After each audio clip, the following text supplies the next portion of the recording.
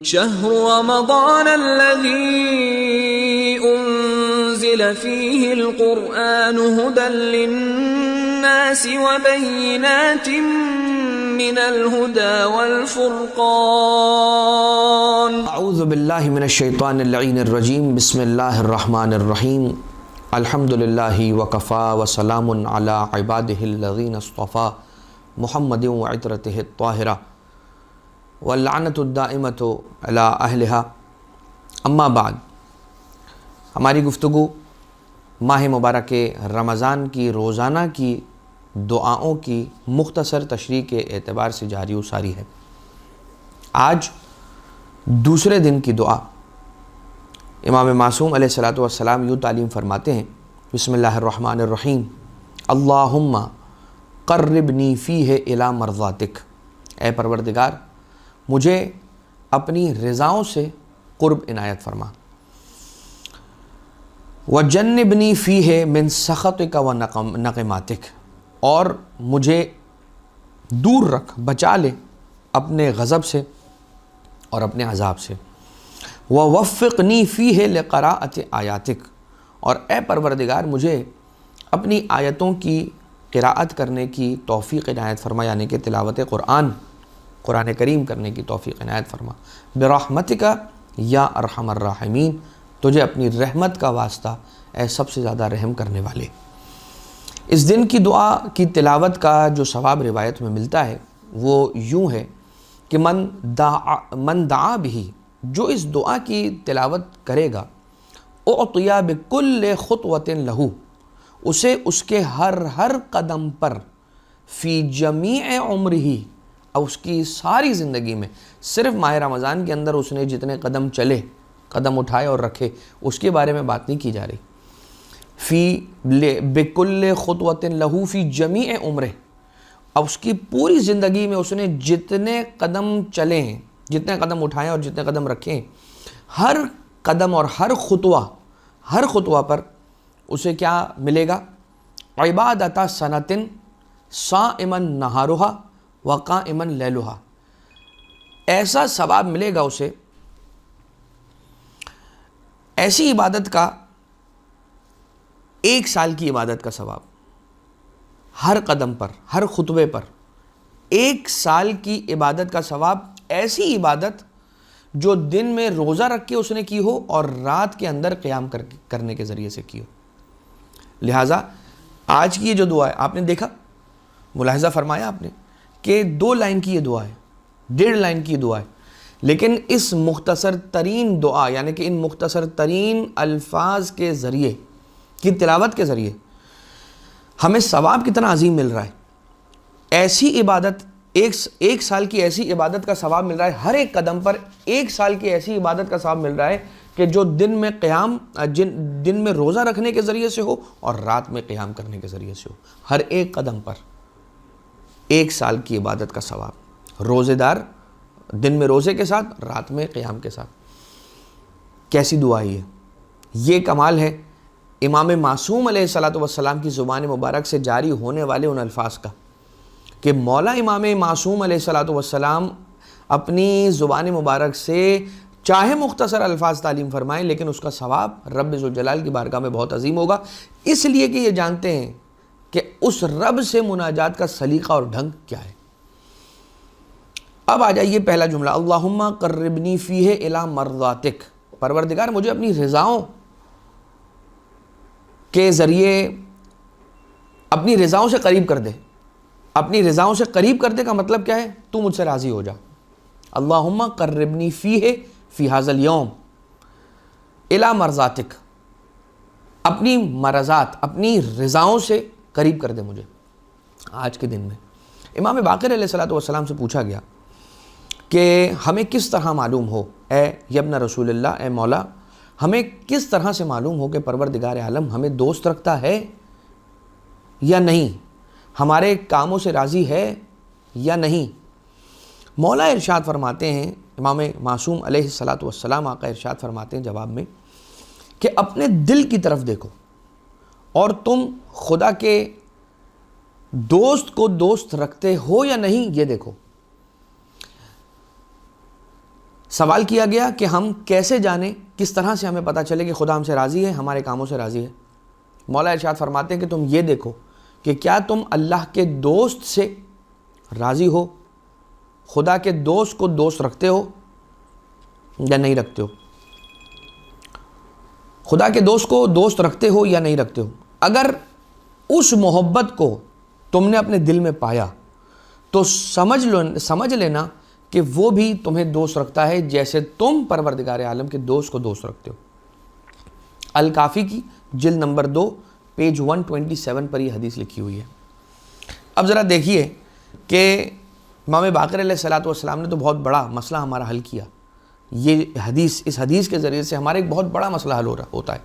کیونکہ بہت سارے افراد ہیں جو یہ سوال کرتے ہیں کہ ہم اعمال بھی کرتے ہیں، ہم نمازیں بھی پڑھتے ہیں، ہم روزے بھی رکھتے ہیں، ہم فروع دین، اصول دین سب پر عمل، مگر ہمیں یہ پتہ نہیں چل سکتا وہ میکینزم کیا ہے، وہ فارمولا کیا ہے کہ جس سے ہم یہ معلوم کر سکیں کہ رب ہم سے راضی ہے یا نہیں، ہمارے اعمال کو دیکھ کر خدا راضی ہے یا نہیں۔ مولا امام باقر علیہ السلام جو کہ باقر العلوم النبیین ہیں، مولا ارشاد فرماتے ہیں کہ تم بس اپنے دل میں اللہ کے دوستوں کی محبت کو تلاش کرو، جن سے اللہ نے محبت رکھی ہے، جنہیں اللہ نے دوست رکھا ہے، کیا تم انہیں دوست رکھتے ہو یا نہیں رکھتے ہو؟ اگر تم انہیں بھی دوست رکھتے ہو جنہیں اللہ نے دوست رکھا ہے تو سمجھ جاؤ کہ پروردگار عالم تم سے راضی ہے۔ اس کا مطلب یہ ہوا کہ اگر اللہ راضی ہے یا نہیں پتہ کرنا ہے تو اللہ کے دوستوں کی محبت اپنے دل میں چیک کرنا ہوگی۔ یہی وجہ ہے کہ ہم یہ کہتے ہیں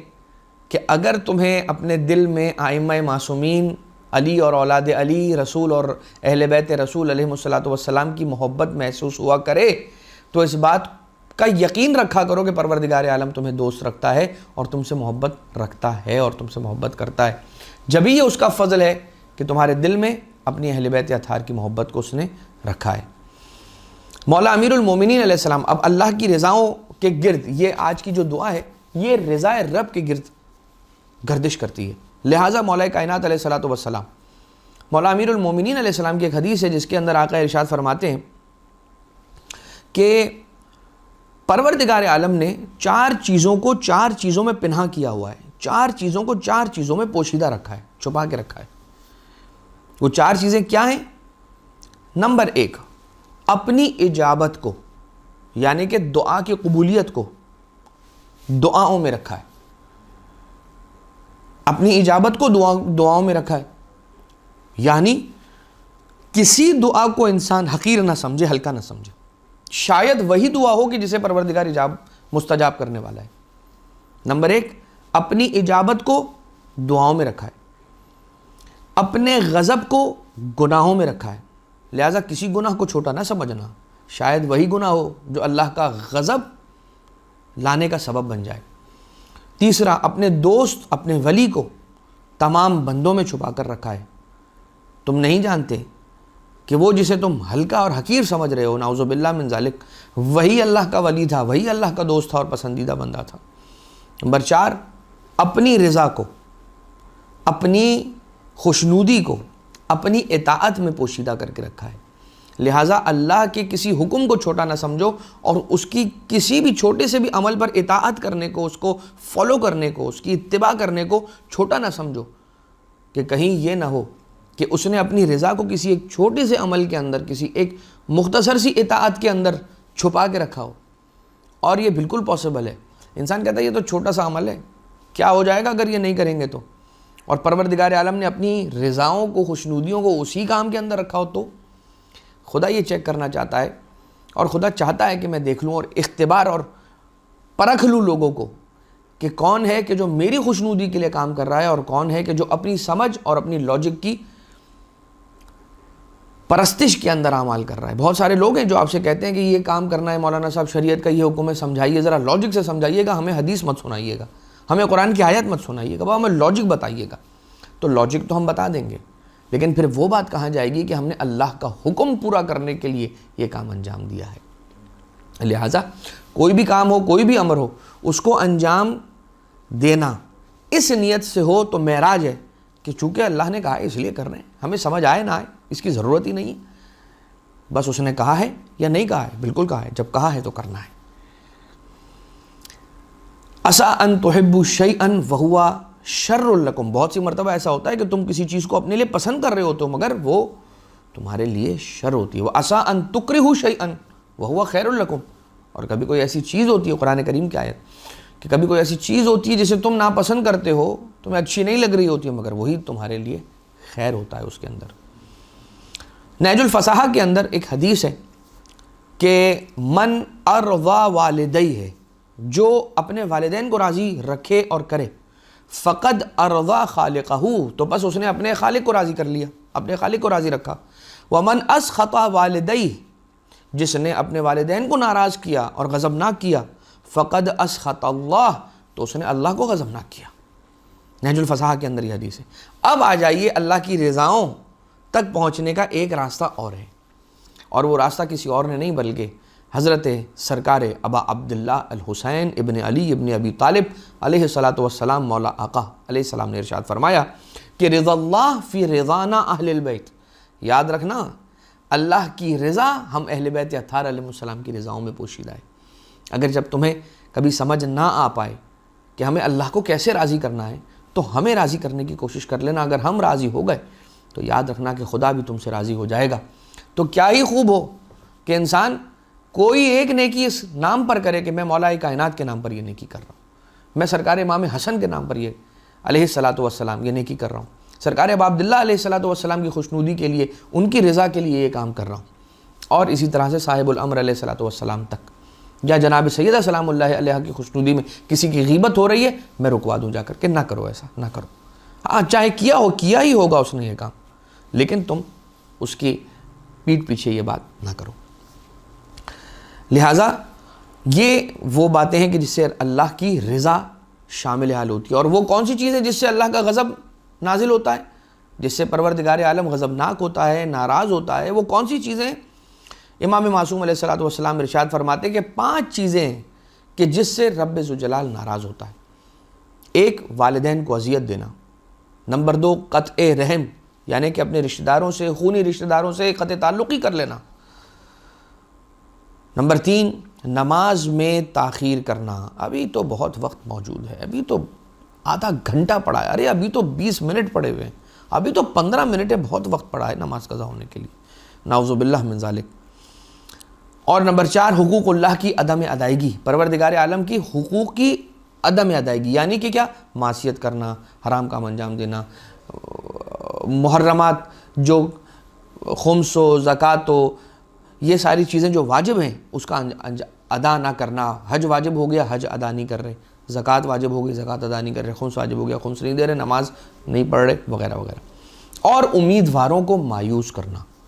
اس سے بھی پروردگار عالم کی ناراضگی ہوتی ہے. کوئی امیدوار ہے، کوئی امید رکھتا ہے کسی چیز کی، نیکی کی، آپ سے خیر کی، اور آپ نے اسے مایوس کیا، تو اس سے بھی پروردگار عالم کی ناراضگی کا سبب ہوتا ہے. بس کیا کہا پھر مولا نے؟ ووفقنی لقراءۃ آیاتک، خاص طور سے قرآن کریم کی تلاوت کا اہتمام کیجیے اس ماہ مبارک کے اندر. اور اختتام دعا برحمتک یا ارحم الراحمین، تجھے اب تیری رحمت کا واسطہ ہے پروردگار، تجھے تیری رحمت کا واسطہ ہے کہ مجھے قرآن کریم کی تلاوت کی توفیق عطا فرما دے، مجھے آج کے دن ان لوگوں میں سے قرار دے دے کہ جنہیں تو نے اپنی رضائیں بانٹ دی ہوں، رضائیں عطا کر دی ہوں. ہم سے راضی ہو جا، تجھے اہل بیت اطہار علیہ الصلاۃ والسلام کا واسطہ ہے. وصلی اللہ علی محمد وآلہ الطیبین الطاہرین وما علینا الا البلاغ المبین.